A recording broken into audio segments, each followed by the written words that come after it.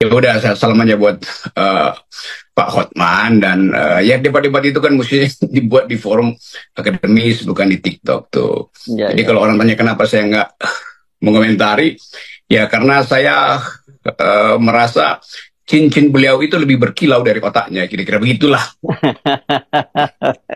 Jadi kita gagal fokus ke cincin sebetulnya ketimbang argumennya. Kalau kita dalilkan misalnya, bagaimana misalnya konstitusi Rusia itu berubah-ubah mengikuti perkembangan atau tahapan sosialisme itu.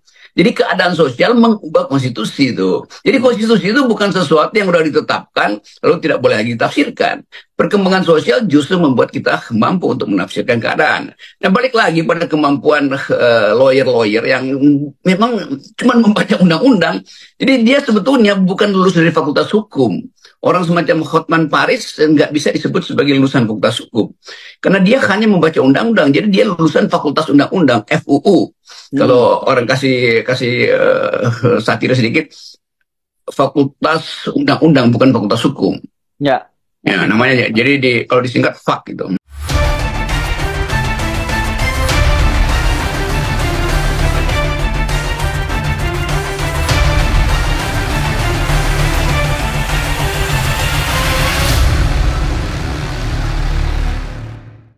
Assalamualaikum warahmatullahi wabarakatuh. Alhamdulillahirabbil alamin. Allahumma shalli ala sayyidina Muhammad wa ala ali sayyidina Muhammad.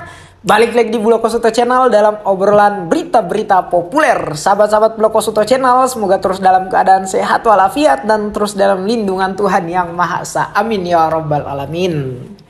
Nah, ada yang menarik nih sahabat-sahabat semua terkait dengan obrolan keinginan ide publik atau netizen ya, tentang keinginan mereka yang mempertemukan dua tokoh untuk berdebat dalam forum debat terbuka. Siapa kedua tokoh itu? Pak Hotman Paris dan Bung Rocky Gerung ya. Nah, sebelum saya lanjutkan, gimana nih sahabat-sahabat semua menilainya?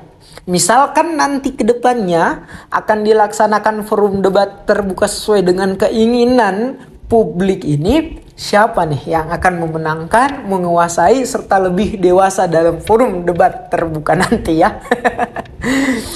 Nah, saya nggak tahu pasti asal muasal dari kenapa kemudian obrolan ini menjadi keinginan publik dan didorong oleh publik ya.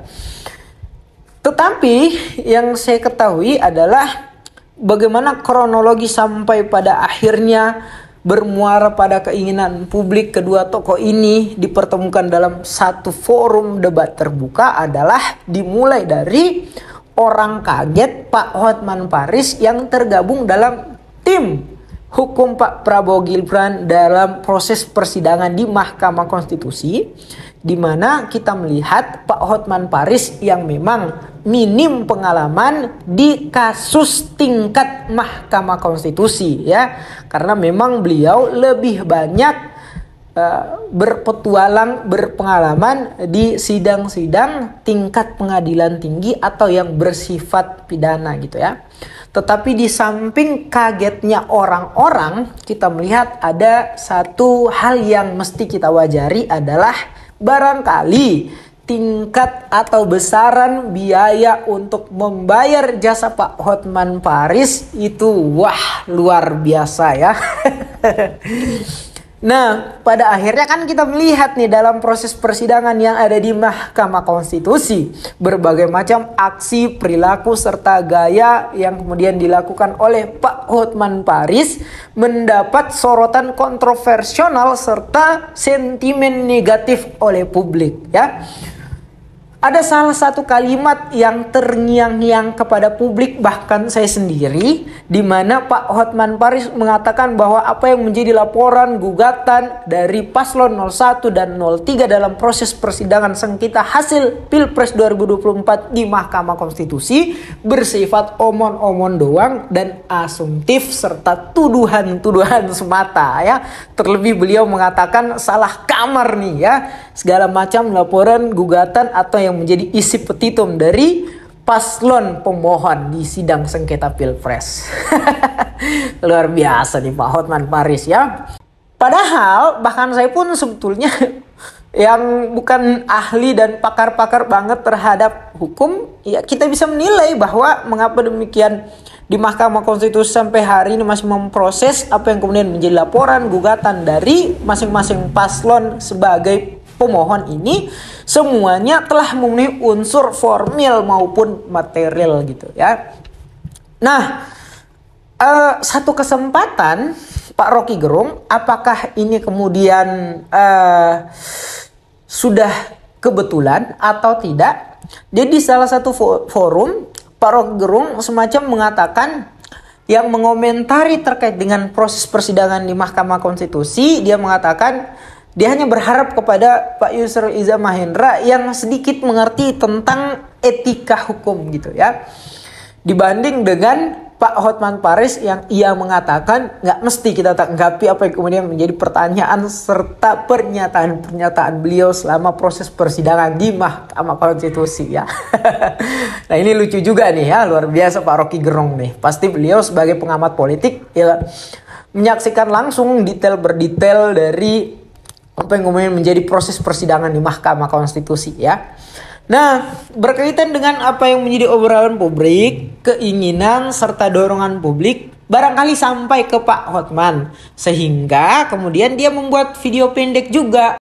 Hai Rocky Gerung, kau menuduh berlian saya lebih tajam dari otak saya. Yang benar, berlian saya ini lebih tajam dari otak kamu. Bahkan otak saya lebih tajam dari otak kamu. Kamu menyebutkan di podcast agar hakim MK memutus berdasarkan ilmu sosiologi.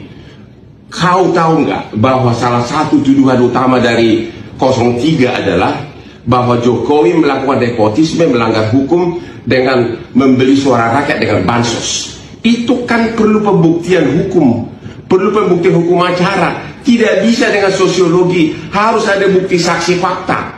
Makanya gara-gara pendapat kamulah Mulia Lubis, lawyernya 03, hanya membawa ahli agama etika yaitu Romo sama 2 psikolog. Bagaimana bisa psikolog membuktikan adanya perbuatan melawan hukum tentang jual beli suara? Disitulah kelemahan kau yang utama, karena kau mencampuri yang bukan bidangmu. Gimana videonya sahabat-sahabat semua ya?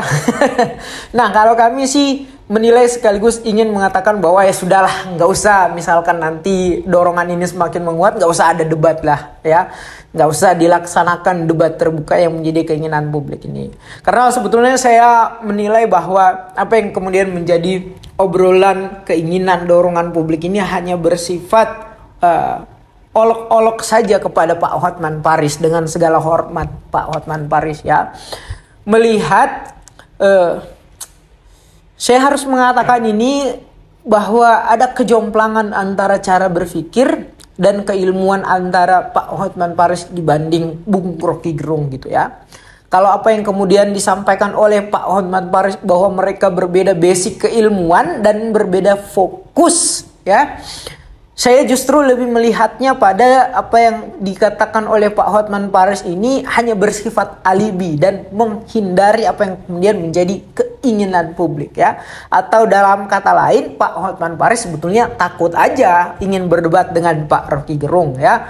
Melihat yaitu tadi kejomplangan ilmu pengetahuan dan kecerdasan berpikir antara kedua tokoh ini. Jadi sekali lagi saya mengatakan tanpa bermaksud menyinggung secara personal dan dengan rasa hormat saya mengatakan sudahlah, nggak usah diadakan debat ini ya.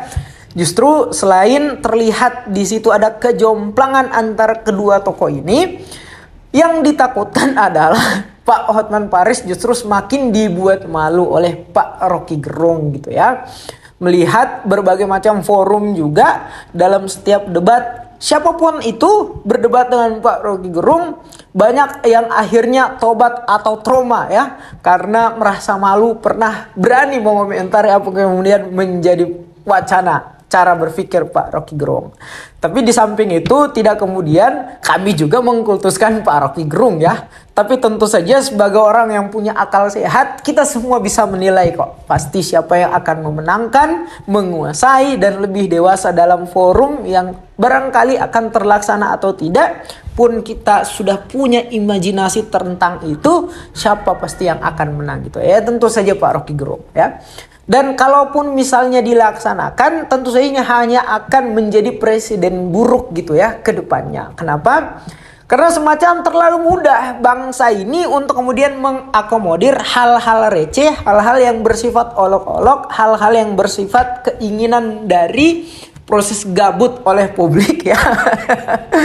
Ya, terkait dengan hal-hal semacam itu, misalkan dalam satu keadaan barangkali ada mahasiswa baru, maba, yang full dengan gaya intrik, gimmick, serta gaya savage-nya ini kemudian menantang dosennya misalnya, karena berbeda pandangan, berbeda pendapat, ia ingin ada debat terbuka antara keduanya ya.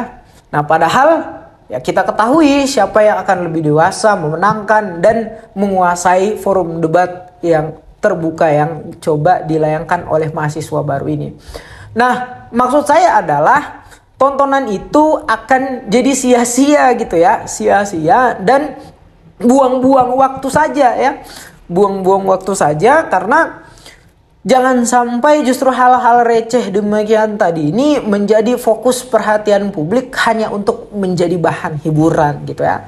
Terlebih hari ini di samping segala macam keadaan yang bersifat olok-olok, ecek-ecek dan hiburan tadi ini mesti ada yang perlu untuk kita fokuskan, kita seriusi terkait dengan problematika bangsa hari ini yang sifatnya fundamental dan sentimental. Apa itu? Kita lihat proses Mahkamah Konstitusi yang sampai hari ini masih banyak pertanyaan ya. Penting untuk ini menjadi perhatian serta pengawasan publik agar kemudian Mahkamah Konstitusi bisa mengembalikan jati diri mereka ya, bisa mengembalikan kepercayaan publik yang sudah rusak, yang justru sudah dihilangkan oleh Mahkamah Konstitusi itu sendiri.